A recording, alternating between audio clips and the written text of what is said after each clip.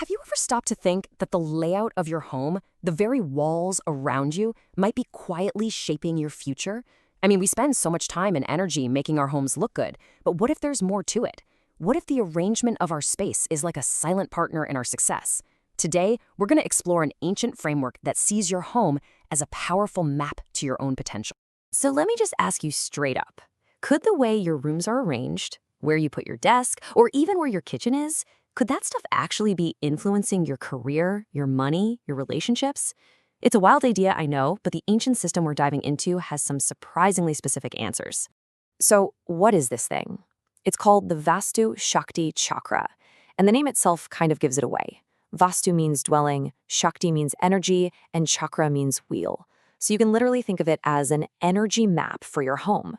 It divides your entire floor plan into 32 different zones, and each and every one is believed to control a specific part of your life. All right, here's the game plan for breaking down this power map. We'll start with the 4 big energies that are the foundation of the whole thing.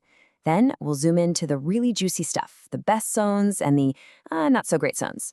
After that, we'll get practical and talk about where to put your rooms for success. And finally, we'll pull it all together and ask, what is your home actually saying? Let's get into it. Okay, so at the very heart of this entire map are the 4 cardinal directions. North, south, east, and west. But here's the twist. In the Vastu Shakti Chakra, they aren't just points on a compass. Nope.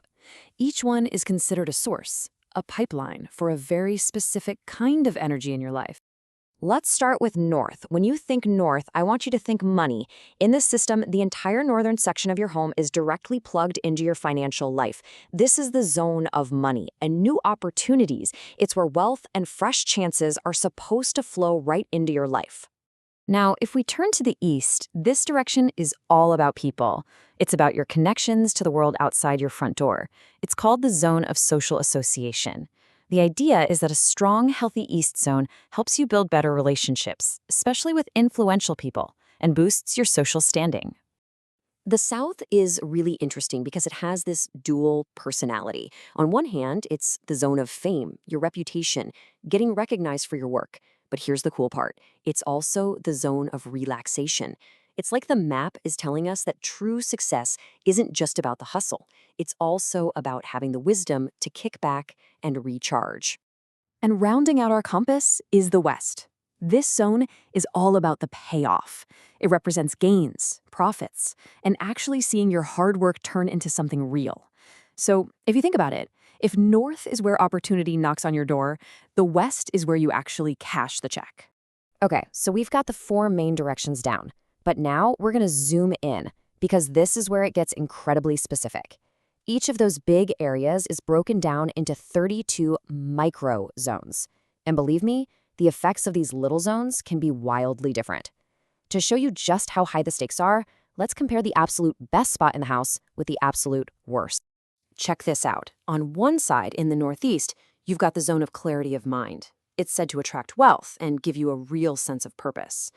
But then, on the complete opposite end of the spectrum, you have the south-southwest, which is labeled the zone of wasteful expenditure, and it's linked to poverty and feeling disconnected from your family. I mean, the contrast is pretty dramatic. So this is all cool in theory, but how do you actually use this map in real life? Well, this whole framework isn't just about diagnosing issues. It's meant to be a practical guide. It gives you very specific advice on where to put your most important rooms to really tap into the good energy of each zone. Let's see how that works.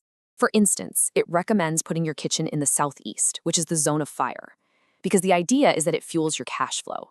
A study table, that fits perfectly in the west-southwest, the zone of education and savings. A temple or a meditation spot is perfect for the northeast, to help with that clarity of mind we just talked about.